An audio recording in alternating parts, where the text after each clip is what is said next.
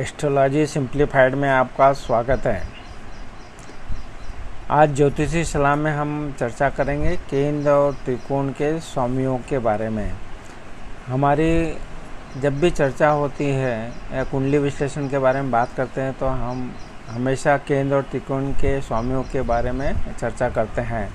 तो इनके कैसे शुभ फल अशुभ फल होते हैं उसकी संक्षिप्त जानकारी देने का प्रयत्न कर रहे हैं। तो जैसे कि शुभ ग्रहों को ऐसा माना गया कि वो त्रिकोण भाव के स्वामी होकर अगर केंद्र भाव जैसे पहला भाव, चौथा भाव, सातवां, 10वें भाव में बैठते हैं तो ये अच्छा फल देते हैं। जबकि अशुभ ग्रह जो होते हैं वो अगर केंद्र के स्वामी होके यानी इन्हीं भावों के स्वामी होके पहला, चौथा, सातवां, 10वें भाव के स्वामी होके अगर वो त्रिकोण भाव में बैठते हैं तो वो जो है अच्छा फल देते हैं। तो इस तरह से आपने जाना कि किस तरह से शुभ ग्रहों का त्रिकोण भाव का स्वामी होकर केंद्र में बैठना अच्छा माना गया है और वैसे अशुभ ग्रहों का केंद्र के स्वामी होकर त्रिकोण में बैठना अच्छा माना गया है।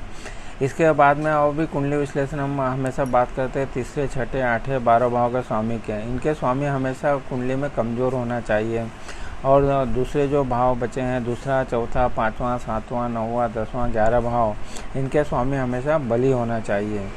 लग्न को केंद्र और त्रिकोण दोनों का स्वामी माना गया है। तो लग्न का भी बलवान होना अच्छी स्थिति के बारे में हम हमेशा बात करते तो लग्न का बलवान होना भी एक अच्छा संकेत रहता है। तो आज जो हमने जानने का प्रयत्न किया कि किस तरह से शुभ ग्रहों का त्रिकोण भाव का स्वामी होकर केंद्र भाव में बैठना शुभ होता है, जबकि अशुभ ग्रहों को केंद्र का स्वामी होकर त्रिकोण में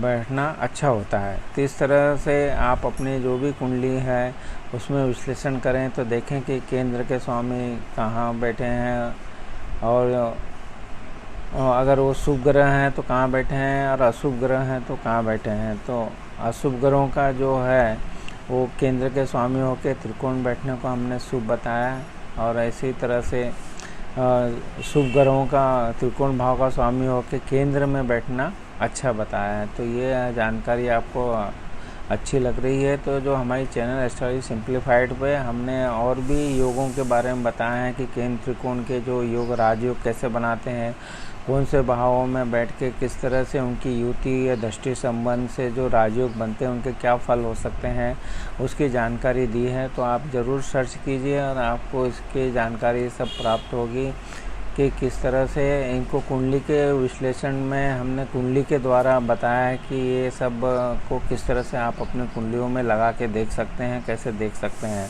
तो आज जो हमने जो चर्चा की वो हमने चर्चा ये की है कि शुभ ग्रहों का त्रिकोण भाव का स्वामी होकर केंद्र भाव में जाना अच्छा माना गया है, जबकि अशुभ ग्रहों का केंद्र का स्वामी होकर त्रिकोण भाव में जाना अच्छा माना गया है। तो ये एक सिद्धांत है, इसको आप अपनी कुंडलियों में लगाइए और भी डिटेल में वीडियो देखने के लिए हमारे चैनल को अगर सब्सक्राइब नहीं किया तो सब्सक्राइब कीजिए, वीडियो को लाइक कीजिए, शेयर कीजिए। आज आपने मेरे वीडियो को लाइक किया, शेयर किया, चैनल सब्सक्राइब की, इसके लिए आपका बहुत बहुत धन्यवाद।